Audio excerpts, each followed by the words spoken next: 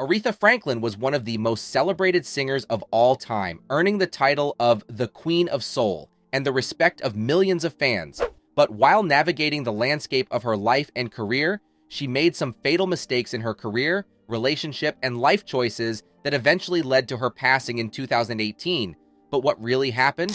Follow us along as we uncover the untold stories of the life of Aretha Franklin, while also showing you some of her rare photos. Born on March 25, 1942, to Barbara and Clarence Franklin, Aretha's family appeared as a picture of perfection to the outside world.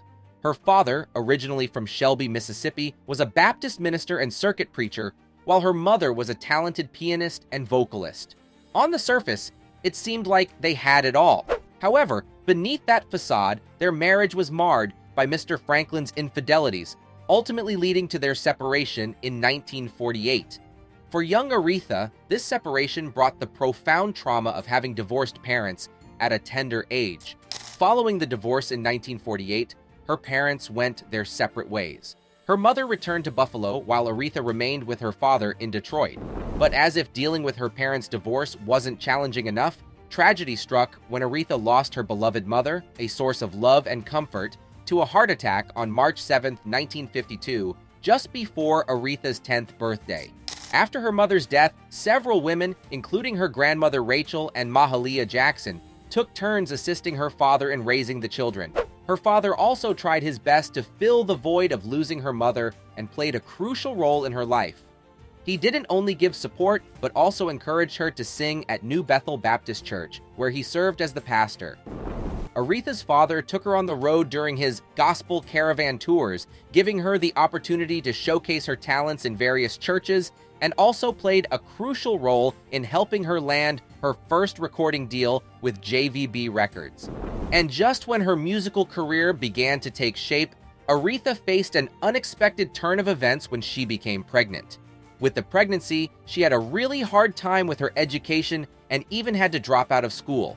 The identity of the father became a topic of controversy at the time. According to biographer David Ritz, it was believed that the father of her eldest son, Clarence, was a schoolmate named Donald Burke. However, a handwritten will discovered in 2019 revealed that Edward Jordan was, in fact, Clarence's father. During these trying times, Aretha had the unwavering love of her father and the support of her grandmother, Rachel, and sister Irma, who helped her raise both of her children. She once said that her father was not judgmental, narrow, or scolding about her youthful pregnancies. "In my 5th or 6th month, I dropped out of school. My family supported me in every way," she wrote in her book. Fast forward to 1956, JVB Records released Aretha's first single, Never Grow Old, with You Grow Closer on the B-side. However, the following year, she got pregnant once again with Edward Jordan as the father. But in no time, she moved on in her career, and in 1959, Precious Lord Part 1, backed with Precious Lord Part 2, and There Is a Fountain Filled with Blood, was released.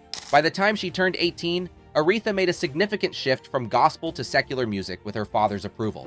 This decision led her to New York City, where Columbia Records executive John Hammond, known for signing legends like Count Basie and Billie Holiday, arranged her recording contract. Her early sessions at Columbia showcased her extraordinary talent, with tracks like Today I Sing the Blues becoming timeless classics. But even though she showed her talent early on, becoming a famous singer in both gospel and pop music was really hard for Aretha when she was at Columbia Records. She couldn't quite reach the level of success she wanted, and this made her feel uncertain and frustrated. Then, something big happened. Right after she released her first album in 1961, Aretha met someone special. They met at a club in Detroit called 20 Grand, and their connection was strong from the beginning. Even though her family had doubts about this new relationship, Aretha and Teddy White fell in love and got married just 6 months after they met. But Aretha didn't realize she was getting herself involved in a commitment that would later weigh heavily on her young shoulders. In 1964, Aretha got pregnant for the 3rd time, and this time it was Teddy White's child. Sadly, their happy marriage didn't last long. Aretha never talked openly about the troubles in her relationship, but in 1968, a magazine story came out saying that Teddy had hurt her in public at a hotel in Atlanta. It was a shocking revelation, suggesting that there were even worse things happening behind closed doors. Their marriage, once filled with love, turned into a difficult and painful relationship with fights and abuse. The worst part came in 1968 when Aretha found the courage to leave her husband. They got divorced in 1969, but the scars from that tough relationship stayed with her for the rest of her life. While she navigated the stormy waters of her troubled marriage, her career also bore the weight of uncertainty. The path to commercial success grew increasingly rugged during her time at Columbia Records. And with the help of a producer named Jerry Wexler, she finally had the freedom to make the kind of music she wanted. Sadly, leaving Columbia Records caused some money troubles because her music didn't sell as well as they hoped. But she refused to let these challenges deter her or put limits on her aspirations. After she joined the Atlantic Records, the results were amazing. Her album, I Never Loved a Man the Way I Love You, from 1967, which she recorded at Fame Studios in Florence, Alabama, became a huge hit and her first album to sell over 1 million copies. She was rightfully given the title of the Queen of Soul, and her version of Otis Redding's song Respect from 1967 became an anthem that spoke to people on personal, sexual, and racial levels. But in 1969, something strange happened. Aretha Franklin got caught up in an impersonation scheme. Another woman boldly performed at different places in Florida using Aretha's name and charged a lot less than Aretha would have. Despite these weird schemes, her career kept going strong. In the early 1970s, Aretha had big successes, like her unforgettable show at the Fillmore West in San Francisco. She also went on tours in Europe and Latin America, showing that she was a global music icon. Also, Amazing Grace from 1972, a live recording of her powerful performance with a choir at the New Temple Missionary Baptist Church in Los Angeles, is considered one of the greatest gospel albums ever. But as the mid-1970s came, there were some cracks in Aretha's career, making the album Hey Now Hey, which had production by Quincy Jones, was tough. Even though the single Angela did well, the album didn't when it came out in 1973.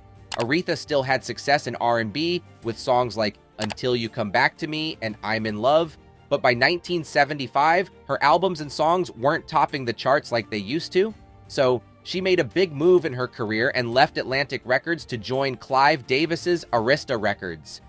And while Aretha Franklin tried to get her music career back on track, she opened her heart to love and tied the knot with actor Glynn Turman on April 11, 1978, at her father's church. But then, something very sad happened. On June 10, 1979, her father, Clarence, was shot by a mugger. This terrible attack put her dad in a coma for 6 long years, and Aretha made a tough decision to move back to Detroit and take care of her dad. Sadly, the pain got even worse when her dad passed away on July 27, 1984, and at that time, she was still dealing with divorce and an ended marriage to Turman.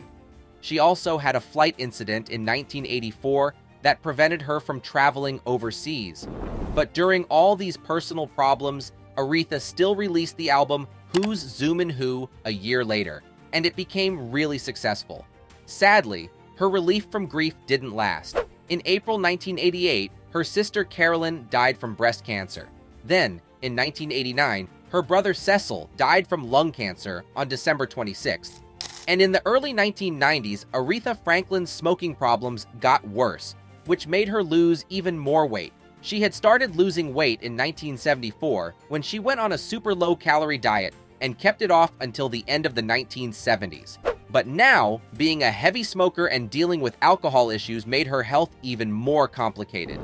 Finally, in 1992, Franklin managed to quit smoking, admitting in 1994 that it had been harming her voice.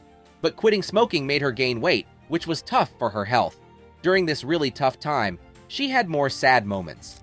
In September 2002, her older sister Irma died from throat cancer, and her half-brother Vaughan also passed away that same year.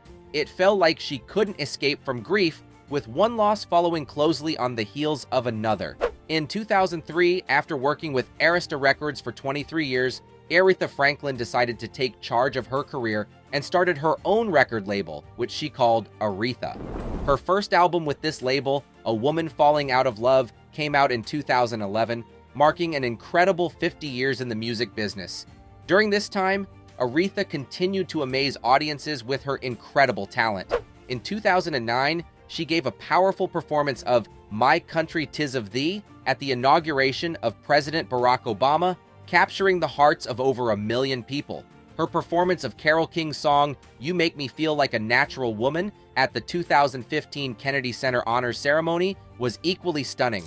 Even though her career seemed to be going well, there were problems behind the scenes. In 2010, she had to cancel some concerts because she needed surgery for a tumor, but she didn't say what kind of tumor it was.